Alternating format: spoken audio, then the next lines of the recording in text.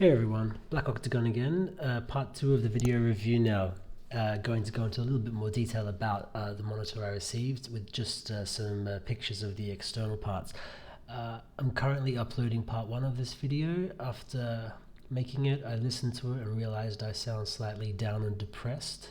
Sorry for that, it's quite late where I am, about 2:30 in the morning, and my girlfriend's trying to sleep in the other room, so uh, don't let the sound of my voice fool you. Very, very excited about what's going on right now. I'm just having to combat the twin foes of fatigue and terror, sheer terror, about the fate that would await me if I were to wake up my girlfriend. Not least of which is you guys will not get the rest of your review. So gonna keep it down a little bit, but I am actually quite excited. Okay, so these videos, screenshots, whatever you call them, are going to be a little bit less crisp than what you saw in part 1. This is just a photo of my setup before the Tempest arrived. So as I said, Samsung 950D monitor, which is a 120 hertz 1080p screen, but a native 120 hertz one, now currently has new Tempest alongside it, and hoping to do a bit of a little comparison later on. But it's just a couple of pics of what I got. Not everything, because you've all seen them before. Side of the box, I'm very, very excited. Came with the very, very rare Pixel Perfect offer, which was part of the September 4 pre-order. These are currently not being offered right now, although Scribby hopes to get them back in when the panel situation improves. But this was a Pixel Perfect monitor. I certainly haven't seen any pixel problems, and for me it wasn't such a big deal anyway, but at the time the surcharge for Pixel Perfect was really not that much, and in fact was covered by one of the pre-order discounts anyway, so I went down that route. Very happy to have a Pixel Perfect screen, just for that peace of mind. As I mentioned on part 1, the original IPS displays from Korea, like the Gamakazi Cat Leap, were made by established companies but didn't have the same polish as we come to expect from the big suppliers like Apple and Dell. So there was some defects that you could get with those screens, notably, and people are still worried about this, is defective pixels, either dead pixels or just bright or stuck pixels. Not actually that big a deal on a 27-inch monitor of such a high resolution, because the sheer number of pixels there is really quite amazing. If one pixel is dead, among all these millions, you really have to be looking right at it on the right color background and really, pay attention to it. I understand, and they're not as big a deal as people sometimes make them out to be. But I say that as someone who did get a Pixel Perfect version, so I probably shouldn't comment too much more. But very happy to have gotten that. As with all monitors and other hardware, this one did come, when I took it out of the box, covered in this protective film. Pretty standard. As other people have mentioned, you have to be quite gentle taking this off, because it's very, very fine, quite sticky. If you just kind of rip it off in excitement, as you're tempted to do, you might find that it breaks apart and little bits get caught under the bezels, for example. Be gentle. You're going to be excited, but take your time. Exert like little amounts of pressure. It will come off quite nicely indeed. And underneath you do have a very, very nice monitor. We'll see again soon, but just one thing there is to be aware about of this monitor is the bezels are very much on the thick side. People often prefer monitors with very, very thin bezels. Some people just think they look better when they're thin bezels, but the main reason to have a monitor with thin bezels, of course, is if you are setting up a multiple screen gaming system, such as 3 monitors in portrait mode. What you're actually trying to do is get as much of a sense as possible that it's just one giant screen. So if there are big bezels in between the screen, that kind of interrupts that aesthetic. In the case of this first generation of Tempest screens, the bezels are very big. not a big problem for me personally because I'm not currently doing a three monitor gaming setup, but these bezels are about at least 3 times, if not 4 times thicker than the ones on my Samsung 950D, so quite noticeable, although not personally a problem for me. The back also had film, which we take it off. This photo was obviously taken after the film was removed. Just a single dual-link DVI input on the overclock edition and the SE edition of the Tempest, although there is a multiple input version as well. Must be dual-link DVI, not single-link. That will not provide the necessary bandwidth you need to drive these things at 60 Hz, let alone 120. And it is, as people have mentioned, facing right down here. And in fact, if you were to attach the stand to the base here and then add the cable, it is actually quite tricky. So I had read that and followed the advice. Attach the cable first, then do the stand. Does make things a lot easier. I very rarely do this, but in this case I actually went so far as to screw the DVI cable in with a screwdriver to make sure that it's really quite well attached. Could be worthwhile. One advantage supposedly that these screens do have over the Cat Leap, for example, Scribby's made them very, very easy to remove the stand altogether and use a Visa mounting system. With the Cat Leap, you really had to rip this thing open in a very complex and, for some people, challenging way in order to access the Visa mounting, which is in there. In the case of the Overlord, I haven't done it, but in case of the Tempest, I understand you just have to remove these 4 screws. This whole thing comes out, and you can add whatever Visa compliant stand, wall mount, whatever it is you've picked up from places like monoprice.com. I might do that in the coming weeks or months, but at the moment I'm just using the regular stand. It's nice to know that it will be user-friendly when that time comes. And of course, because this is a screen coming out of the United States, with an intentional market in the United States and in Europe, of course, we do have actual certification, FC and CE marking, just to confirm that these screens are compliant with the electrical standards of the United States and Europe.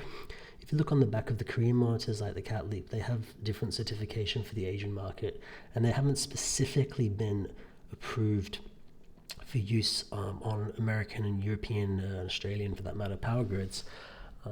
It's not to say they are actually going to cause any problems. They won't. It's just a legal thing, but technically they're not supposed to be allowed into a lot of these parts of the world. So it is reassuring to know that if one day my Tempest explodes, catches fire, burns down my house, and they're able to trace it back, it's been CE marked. They can hunt Scrooby down and hold him accountable and make him give me a new house. It really is quite nice.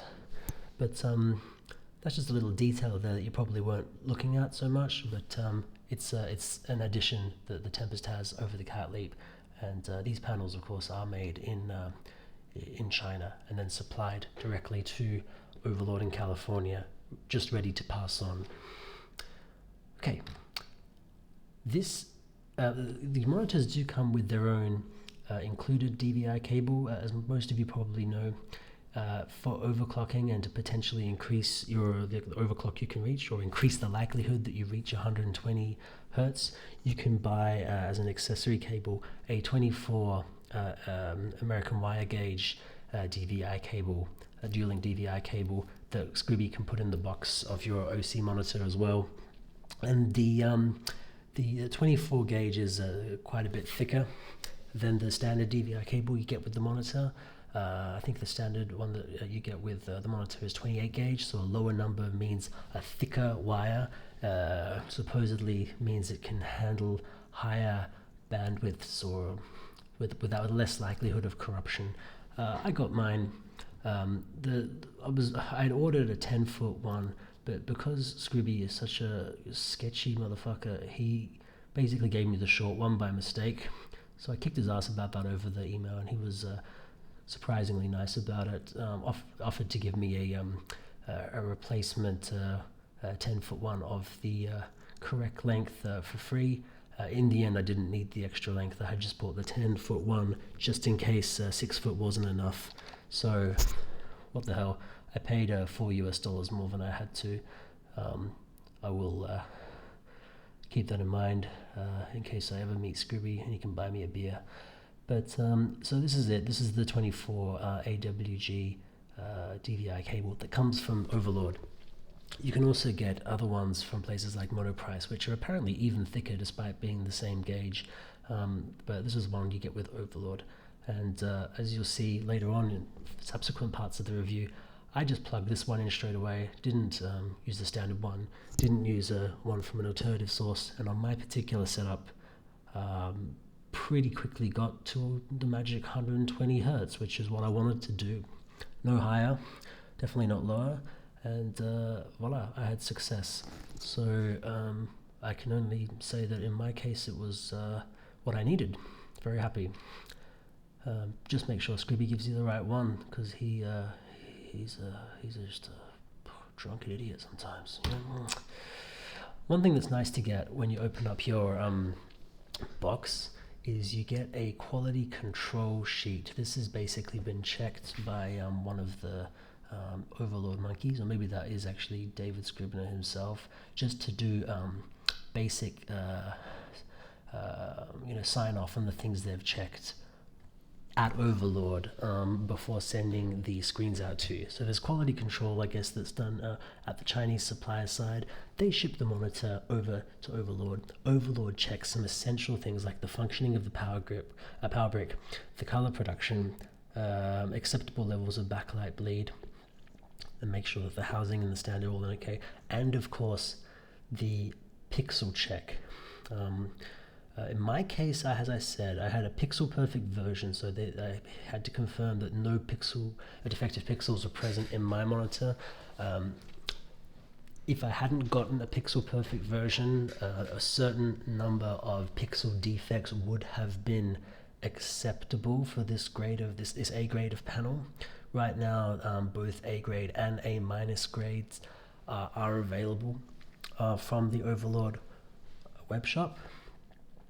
A minus ones tolerating a slightly higher number of defective pixels, but it just means that you should only see in the warranty period a maximum number of defective pixels to still for the monitors to still be within spec. It doesn't mean that you will receive a certain number of defective pixels, as I understand it. You could still get lucky and receive one that is pixel perfect, but it's just to say that if there are defective pixels, they do not exceed the acceptable number for that grade of panel. So that's what Overlord is checking, as I understand it, and it's nice to see that this was actually checked by a human being who knows exactly what our concerns are in this area.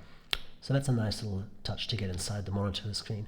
And this is the setup I have again, this time with the monitor there. Sorry it's such crappy quality. I took this with my my phone. 27 inch, just like the Samsung, a little bit lower to the ground. Excuse me. Samsung had this kind of sort of designer stand coming off the right, which you either love or hate. I quite like it myself, but some people really were convinced that it was causing more blacklight bleed than was necessary, preferred the traditional design that Overlord has had, which is just a stand coming up the middle. I have to say, I never owned a Cat Leap or one of the Korean monitors, but the Cat Leap in particular was meant to have a particularly flimsy and crappy stand. Happy to report that the Overlord one certainly has no problems. If I try to shake it, obviously it will move, but it does stop after a few seconds, and that's all I really ask for. My desk is quite sturdy. If I'm honest, the Samsung monitor does have a much sturdier base, but as you can see, it's pretty much solid metal, and the build quality of the Samsung does feel a little bit better. The Overlord is a little bit more plasticky. It's like they've spent all their energies and monies focusing on the internals of these screens, and to be honest, that's something I am perfectly happy to accept. It's these overclockable PCBs we want. It's the IPS panel the extra aesthetic touches that Samsung put on there are nice, but that's not why I bought these things. And as I mentioned in part one, the Samsung, despite being inferior in many ways, was actually more expensive. So I'm very pleased to look past some of the aesthetic differences, just because it's the actual quality of the screen that matters to me. Okay, so there are other things to see about this monitor, which you'll see on the boards, but those are the pics I can be bothered taking and the impressions I had. The next part, we're going to head back into the capture mode of me using my computer.